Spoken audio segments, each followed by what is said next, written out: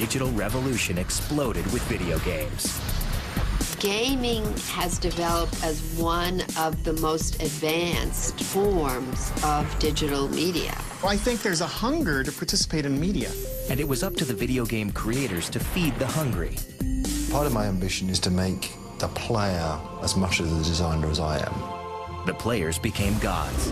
They're omniscient, that they're all-powerful, that they get to make all the important decisions. They can actually express themselves with the tools created, by these game makers. For good. We're giving you these powers. And for evil. But it's up to you what you do with them.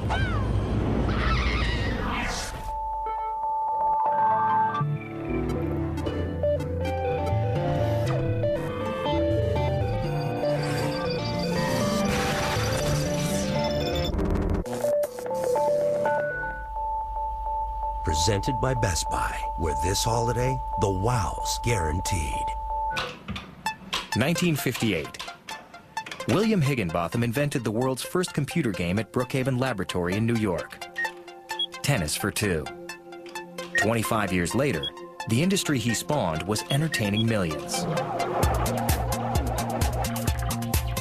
I think a lot of those games, the early video games, the most important cultural influences were from the time. When you remember what 1980 was like, 80 to 85, everybody was worried about intercontinental ballistic missiles, and the arms race. That decade, in an effort to protect the U.S. from a nuclear strike, President Ronald Reagan launched the Strategic Defense Initiative, also known as Star Wars. If you think about Reagan's Star Wars program, this kind of idea that there'd be a computer-controlled defense shield around the U.S. that could zap missiles as they came in. I mean, this really is kind of like a giant-scale avocation of Missile Command, which is one of the most popular games in the early 80s. And that's quite literally about ICBMs coming down and you blocking the intercontinental ballistic missiles. But even that, I think, is actually a reflection. It's early 80s. It's when everybody's worried about the bomb. Zapping an enemy at the push of a button was now as much a part of real life as it was in video games. You could also see that the Star Wars program was part of a bigger idea that historians now look back on the Reagan era as contributing to the end of the Cold War by putting so much money into technology that they pushed the defense race so far that the Soviet Union couldn't afford it anymore and collapsed. The end of this era and the disappearance of an age-old enemy also marked the beginning of a new world of video games, where designers could explore scenarios other than war and conflict.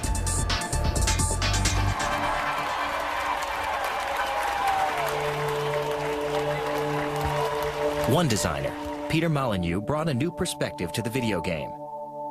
Now the player could be the hand of God. Well, I'll be honest with you. The actual reason it was a god is down to my incompetence as a programmer. Because there's one thing that every games program knows how to do, is called navigation. And it's getting a character in the game to move from point A to point B. I was such an atrocious programmer, I couldn't work out a way of doing that.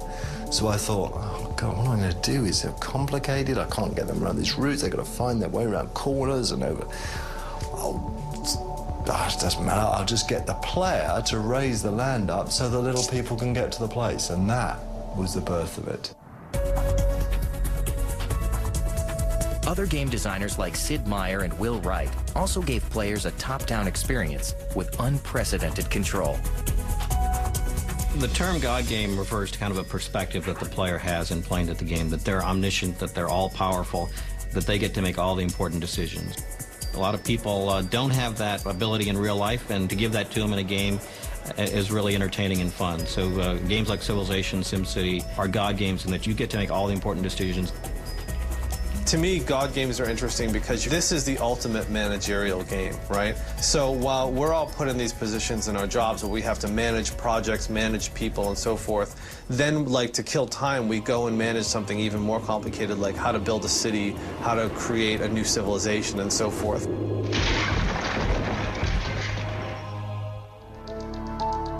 God games allowed people to live out their wildest control fantasies. and gave players the feeling of ultimate power with choices they never had in games before. But the real gods were the designers who created these worlds. And their next divine act was to build a city. I think that people are attracted to the fantasy of controlling systems, controlling lives, controlling the uncontrollable in games because it can be done, right? And in our real lives, there are so many factors, and we can't understand the factors, much less control them.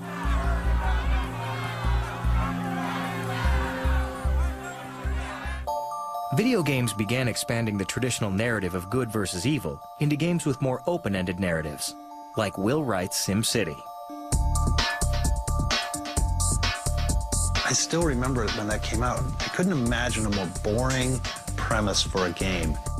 You get to simulate, which already that sounds boring, the exciting process of zoning and developing an urban environment. What could be less interesting than that? It sounds like something you'd create for a college graduate course or something. But, you know, of course, Will's a genius. What's so interesting about SimCity is its origins. In 1984, Will Wright made his first video game, which was actually called Raid on Bungaling Bay, which to this day he refers to as a stupid shoot-'em-up game. SimCity kind of evolved from Bungaling Bay in that I was designing the islands that you were bombing, and I had to write a program that would let me kind of move around and basically create this world. So I was the one creating the world. The player would just fly around and bomb it. But I had more fun creating it than I did flying around bombing it. And so I took that part, that tool that I built for myself, and then kept developing it. And that eventually evolved into SimCity. Meanwhile, new political rules were developing in the world, but their outcomes wouldn't be seen for a long time. Therefore, video games like SimCity helped players understand the complex world better by seeing cause and effect immediately modeled in a computer game. That's a big part of what is difficult about the largeness of our world and the interconnectedness of our world is that we just don't see the cause and effect any longer. We vote, we don't really feel that we had any say. We, go and make an effort towards, say, living our lives in a green way, but do we really see the long-term effects? It's very difficult to feel the sense of cause and effect. And these games play into that need to both be a part of a large system, but also somewhat in control of that very large global system. Unlike real life, where progress could be excruciatingly slow and fraught with frustration, God games showed dramatic, if not real, results instantly.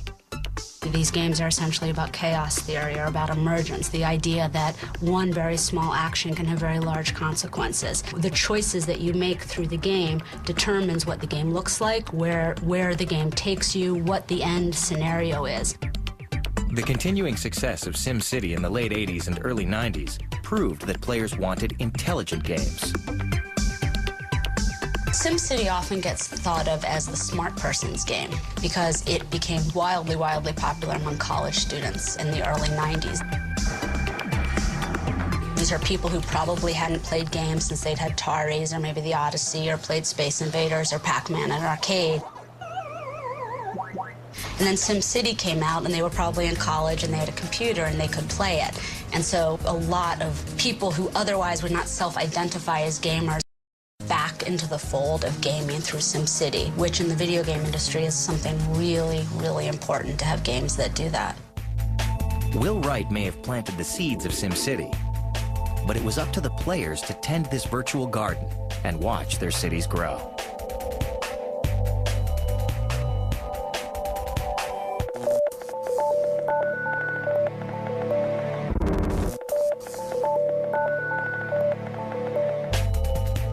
In the new age of God games, Will Wright was the leader in creating new worlds for players to control. Part of the genius of Will Wright was that he understood to build simulations and that people were going to get into them. You start putting food in a petri dish and you watch the bacteria expand. That's an emergent system. There are rules, and you start poking and letting those rules play out, and complex things start happening. In some sense, I really like games where I, as the player, can figure out what the goal state is. And there are multiple goal states. I can make my city the largest possible city or the lowest crime, and then go for that goal. So the player, in some sense, is being forced to make a value judgment at the beginning. Players had control over whether their city would succeed or fail. In that world, they had the freedom of choice to make the types of decisions that people in the real world could not. The world's excitement about the end of the Cold War finally subsided, and people awoke to an endless list of problems and complications they had not anticipated. The opening of the wall, there was this amazing euphoria and happiness, and people were ready to do whatever. They were ready to kind of share and give and take into account that maybe there's a whole lot of problems to be overcome. The installation of the political system, this changed, and we have a kind of an ongoing curve of dissatisfaction. So out of that moment of euphoria, you have all the political problems, economical problems in particular. After the Cold War, the world was no longer clearly defined by good and evil. People were left to decide for themselves what was right and what was wrong. Into this moral quagmire came Peter Molyneux's Populous. When Populous first came out, it was kind of the right time. There was a lot of talk about morality, and the Middle East situation was going on. Actually, Salman Rushdie, this famous author, had written the Satanic Verses, and he'd had a fatwa against him, and there was lots of, in the media, there was all about good and evil.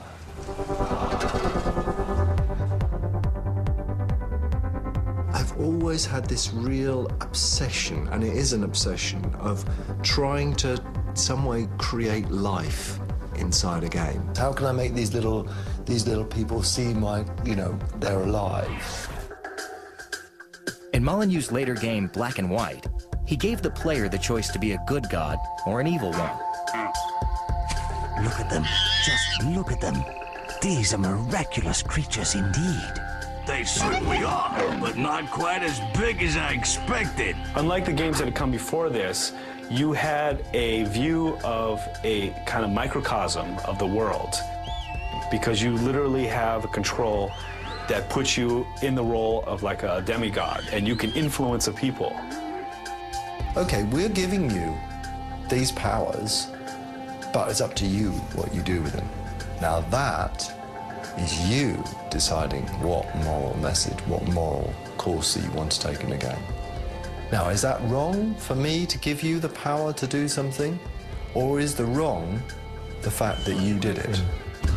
With technology improving, players would get to explore those questions at a rapid pace, in new and fascinating ways.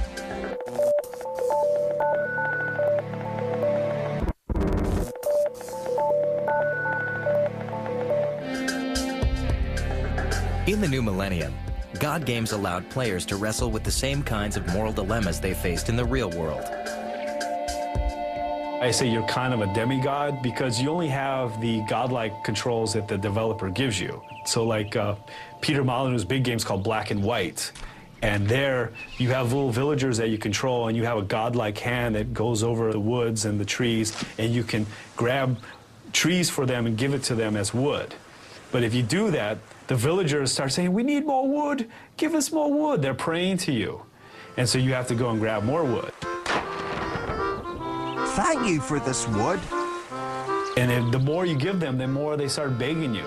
Oh, there's no food on the table, and we can't sail unless we're able, so we ain't going nowhere till we get some grain.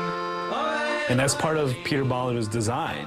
It's a kind of a statement on religion, is once you start entrusting your abilities to a higher power, then you start losing initiative. Help! Someone help us! Child. We call to the heavens! Every time they asked for a bit of food, you were there as their God giving them food. Every time they asked for mercy, you were there giving them mercy. Or, and personally this interests me slightly more, you could decide to be the most vicious, mean, evil God. If they're asked for food, you don't care. If they asked for mercy, that was an excuse to pick one of them up and throw them off the nearest cliff. And that sort of finding out what sort of person you really are was central to what Black and White was. Molyneux also programmed Black and White with artificial intelligence, a computer application first used in the military during World War II to predict the paths of planes and missiles. The big rush to build computers during World War II is for ballistics computations. You know, the whole notion that I'm going to fire a projectile up here and the Earth is tilted this way, and how do we make sure it lands in the right place? And those all used to be done by hand. And they said, well, you know, there's a lot of mistakes. We can turn this into automation. During the war, a scientist named Alan Turing helped create a machine to break the German Enigma code. In 1950, he started exploring artificial intelligence, or AI. His so-called Turing test rated a computer's intelligence based on whether it could fool the subjects into believing they were conversing with another person.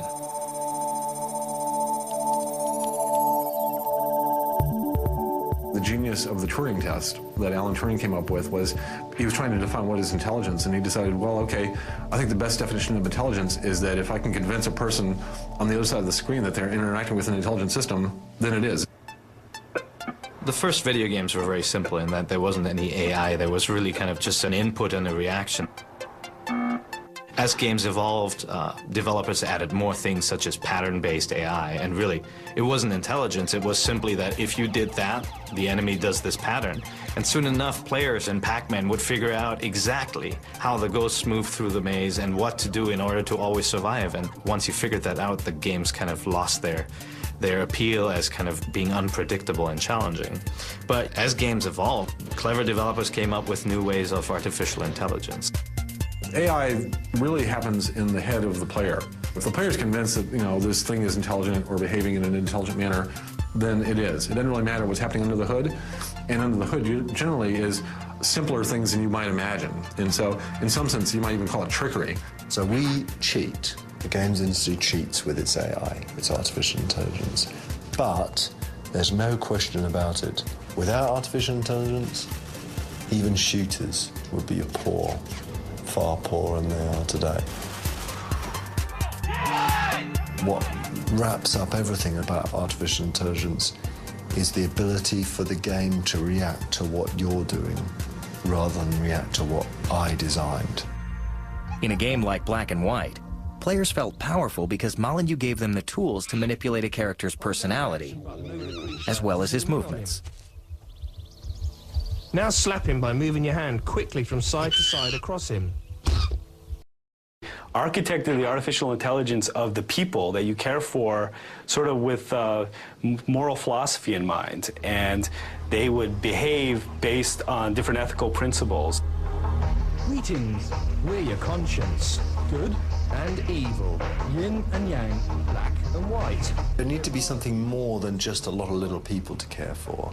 I wanted there to be something that was truly yours to care for, and there was this mystical creature, and this creature really featured a huge amount of AI in it, so you could learn what sort of creature you wanted it to be.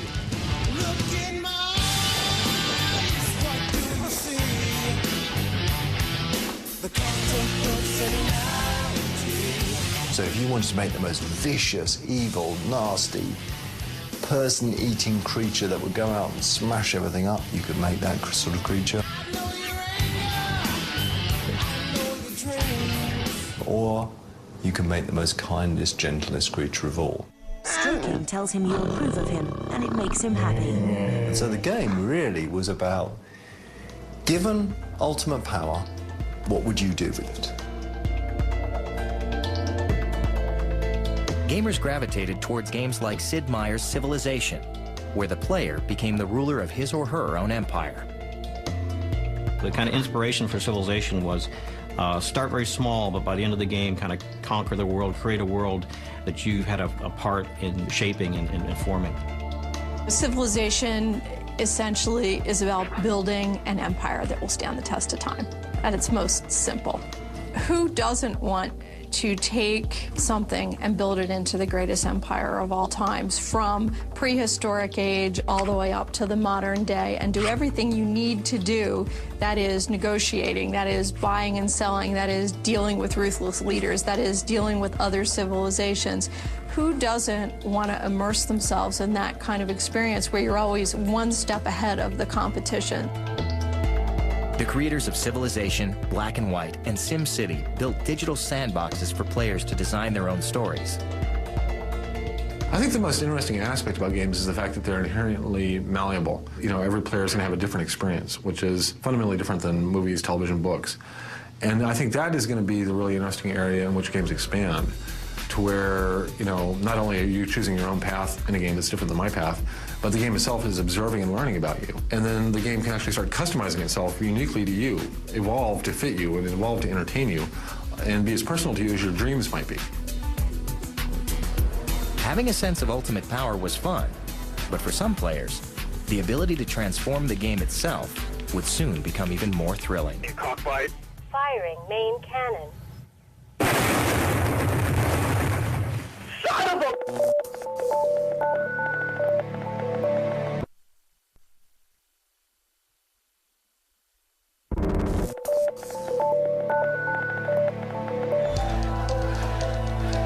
In the 1990s, a new generation of players was reaching maturity and speaking a whole new language to creators. Culturally at that time, I think, this was the generation that, was sort of anti-establishment. It was a group of people sort of trying to find their voice and struggling to find their voice and struggling to find the causes that they cared about. They were known as Generation X because they were an unknown quantity who rejected everything generations before them had embraced and accepted.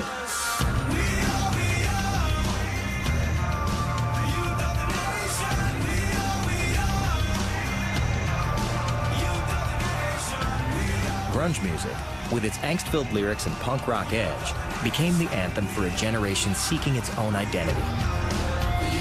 Although they may have rejected the status quo, Generation X, also known as the third generation of gamers, did not reject technology.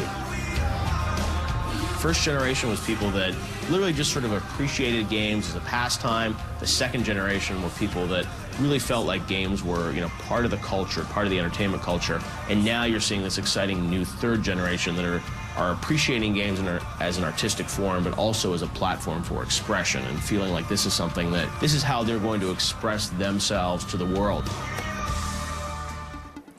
Before the internet revolution, video games democratized creativity by putting the power in the hands of the players.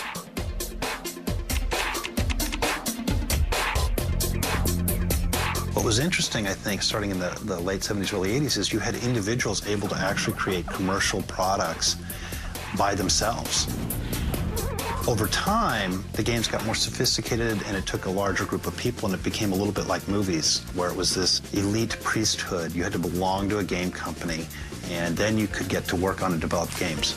But a funny thing happened in the 90s, which is that people created tools as part of the game so that people who bought those games could create their own games. They didn't have to be an employee of a game company. They didn't have to have a degree or some other mark of belonging. They just had to have the creativity and the desire, and now there were tools available to them. I think that the current generation growing up is growing up in a very different media environment. For them, media is this very malleable thing that they expect to be able to control. They expect to be able to, basically make their own CDs, their own videos, and even customize, things in their games. So I think that the games as a medium are probably going to be one of the most extensive examples of players being able to customize the experience and, in some sense, design their own games.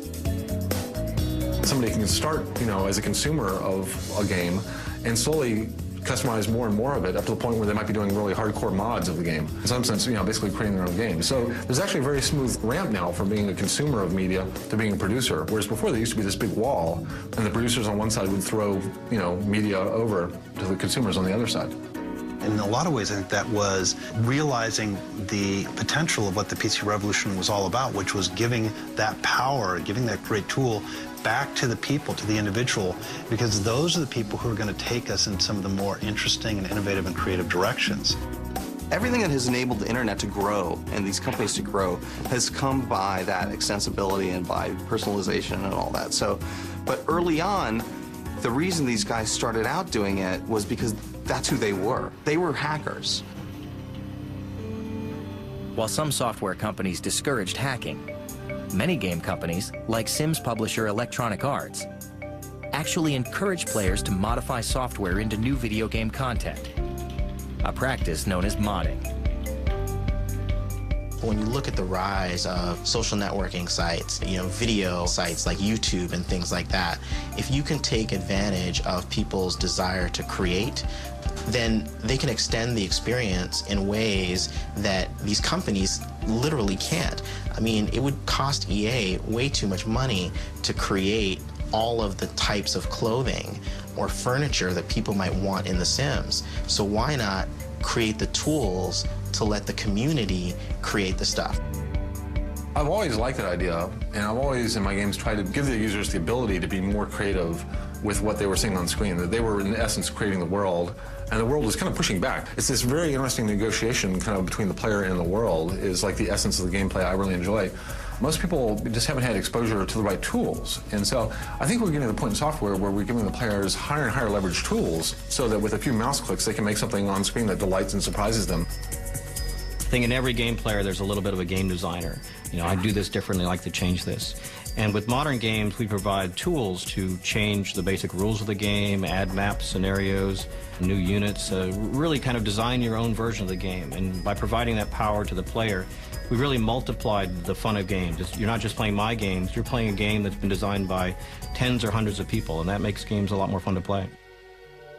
By the end of the 1990s, nearly every strategy and combat game on the market came with tools to create custom characters or scenarios.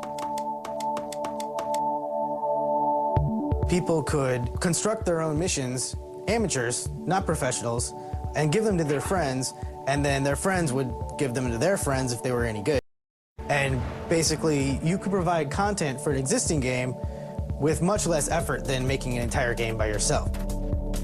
And then it became like people started modding the scenarios they wanted, which was like a lot of the times happened to be like World War II, for example. And then like the game companies would catch on because they see like this grassroots movements of all the modders changing all of their commercial products into World War II products. And I think modders had a big part in that. Most of the most violent video games on the market today that sell are World War II and military simulations. And we might say, all right, well, World War II was the patriotic war, the war where there's moral clarity, the war where there are clear good guys and bad guys. World War II was a conflict gamers could understand. Unlike the Cold War, it had a clear-cut battle plan and well-defined heroes. There's something about the past that was so compelling, but like we had influences like Saving Private Ryan. And I guess people can call it like a righteous war almost. I mean, like seeing these movies, and if you had like a grandparent that was involved in it, like it would be like, hey, look what I'm doing, that sort of thing. As gamers became better designers, they wanted to recreate more recent conflicts. And modders, as they became known, expressed themselves in new and innovative ways. It seemed like there was the statute of limitations that started shrinking about like when it was okay to talk about these things. And if you want to talk about the timing of this, the World War II generation was dying off when we started making these movies and these games started being made. So maybe that had something to do with that being okay then, but then it quickly started shrinking. Then we started seeing like the Vietnam conflicts, then we started seeing all the desert, like present day conflicts after that. Long considered the slacker generation, Gen Xers finally hit their stride with the dot-com boom. Millions of people were going online, and soon players from around the world were organizing themselves into virtual gaming networks, all striving to outdo one another. It goes back to community. There's an incredibly creative set of people that play games and that make games. Someone like Will Wright is saying that in the future, 60% of the content of his games will come not from his professional designers, but from the amateurs in his consumer group. He says the modern games are competing for communities. Whoever can create the most creative community is going to win. And this is a real shift in the ways we think about games from products to experiences.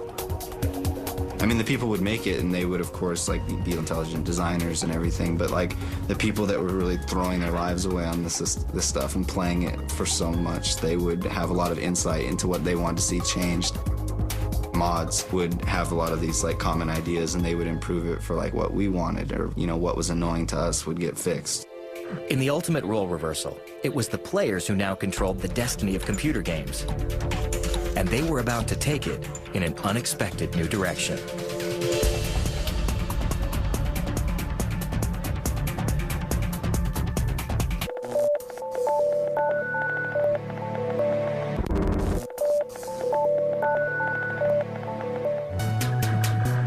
If the 1980s were about the rise of the industry, the 1990s were about the players becoming a part of it.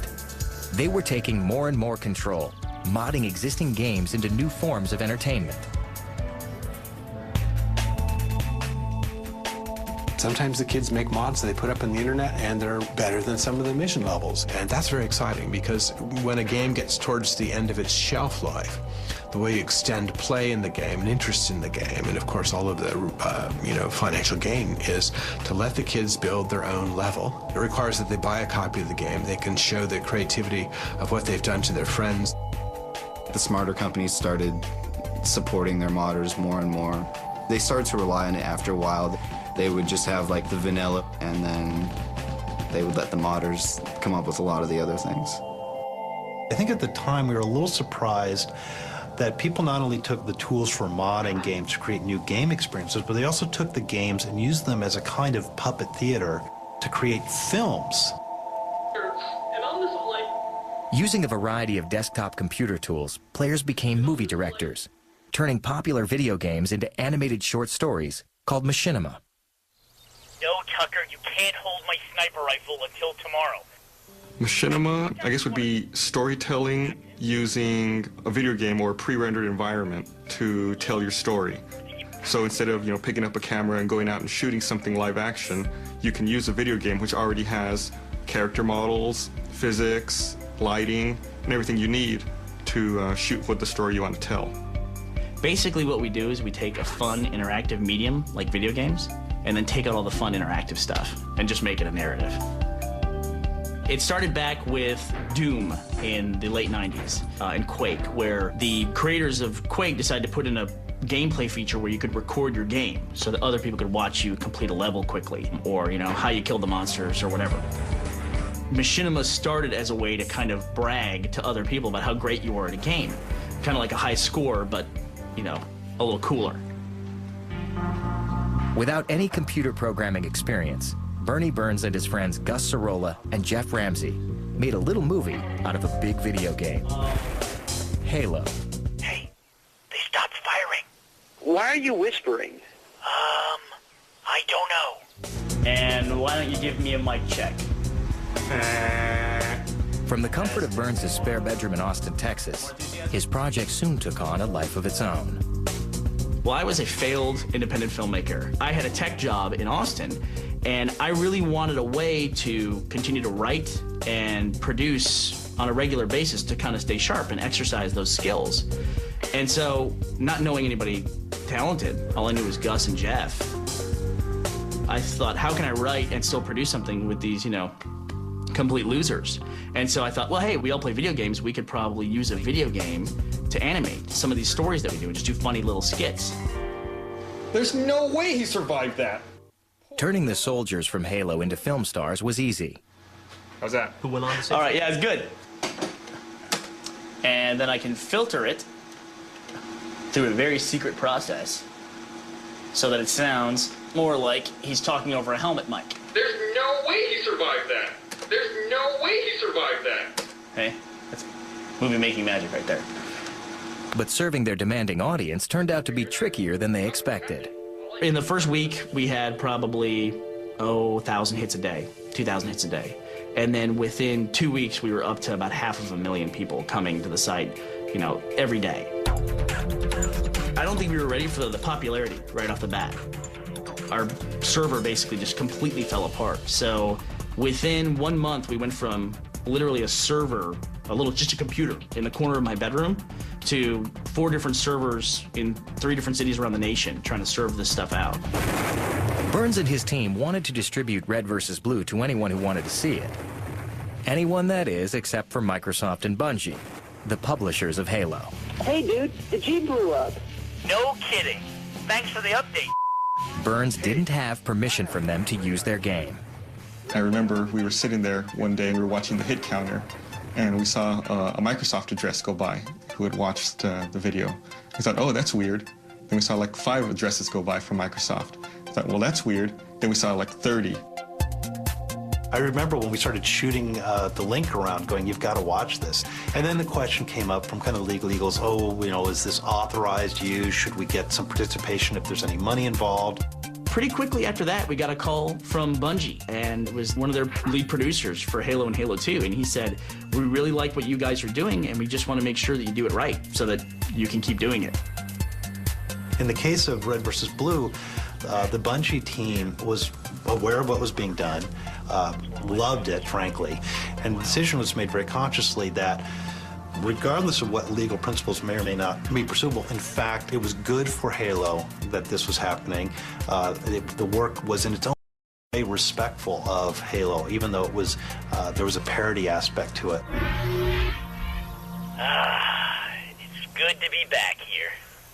It's been a long who am I kidding? Even 1,000 years doesn't make this dirt hole any more appealing. And that's one of the cool things about the video game sci-fi fan culture is if people like something, I mean, they go full tilt to support it. I play Halo 2. I play Halo 2 nonstop. When it was released in 2004, Halo 2 broke records with sales of $125 million in just 24 hours. Make a laugh? This is great, man. Halo 2, about time. Red vs. Blue became one of the most successful examples of user-generated game content. Hollywood was finally taking Burns and Machinima seriously.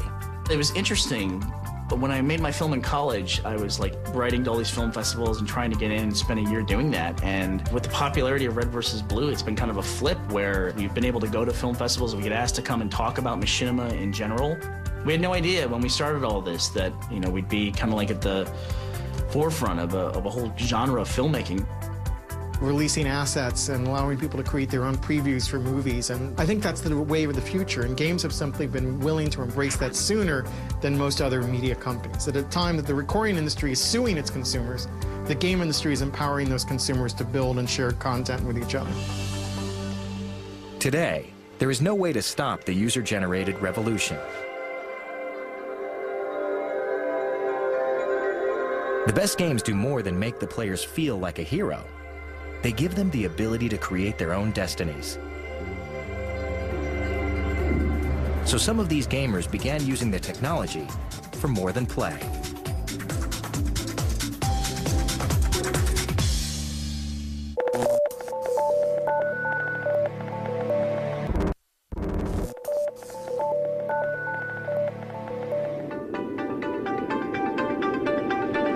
In the new millennium, economic globalization expanded even further with the proliferation of the internet and mobile phones. Few people could imagine what life would be like without their digital tools, especially the generation of gamers who'd grown up with computers. Today's generation of gamers has never known a time when you couldn't play with machines. Players were also learning how to become the video game's designers. And soon, they would have the tools to explore all kinds of experiences, even ones that made the player feel powerless. It's only now that a large generation of people who've grown up with this medium are getting to the point where they can now express themselves and use the tools themselves. So perhaps that's why you're seeing this interest in games as an art form, games as a form of expression.